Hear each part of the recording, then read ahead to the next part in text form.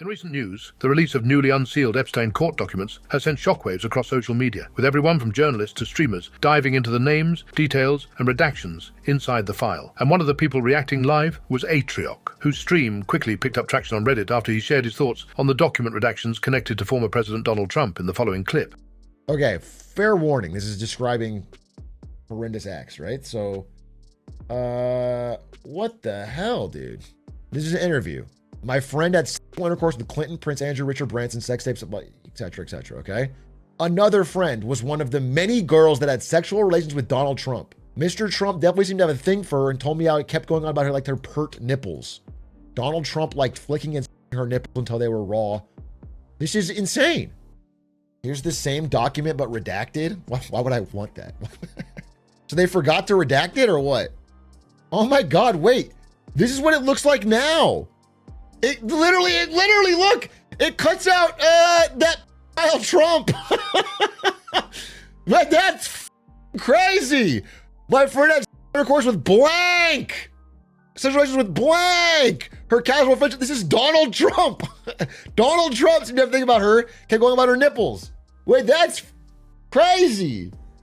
Wow, that's wild. I can't believe it's a nice find, chat.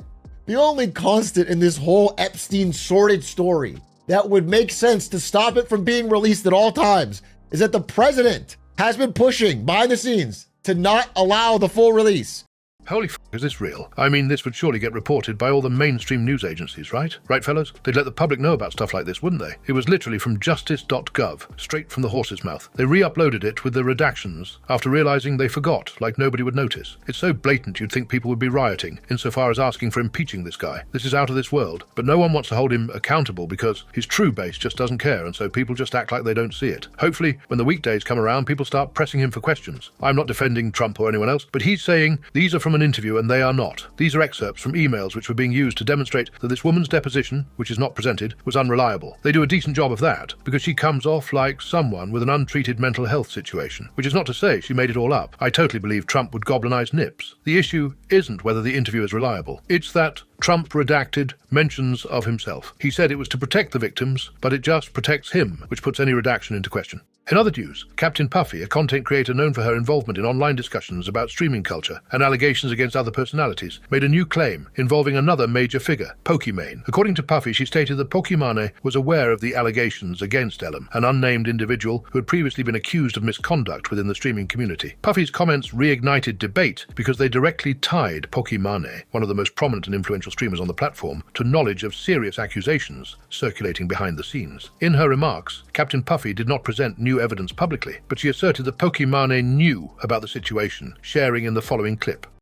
But because she got a lot of negative comments on the TikTok, she did reach out to me and ask me about the situation, what happened. And the reason why I'm saying this, by the way, is not to like throw Pokey under the bus in any way, shape, or form, but because she also made it publicly known in her TikTok that she had spoken to me. She put it as a TikTok comment that she's spoken to the parties involved. So I don't feel like I'm saying anything that like she hasn't already said herself. But she did reach out to me in October and ask me what had happened, basically, because apparently he said that he didn't cheat and whatever else that they discussed, I don't know. To which I sent her a really long message, basically kind of like almost surmising exactly what was said in the Google Doc, obviously more casually because I'm just speaking to her. But yeah, so I basically told her everything, and her response was obviously essentially that it was horrible what happened to me and how he was. Obviously, I don't know the standing of their friendship or what happened now. Mizkif condemns Pokimane for staying quiet on Ellen. You know, honestly, as someone that was very close to Pokimane and defended her for years, this bothers me. Does this bother anyone else? Does this bother anyone else? Like, I defended her for fucking years. I really did. But it bothers me that she's like, believe victims, and she says this stuff, but then like CaptainPuffy and them talk about Ellen being whatever the f, but she still lives with them, still collapses them, still does everything.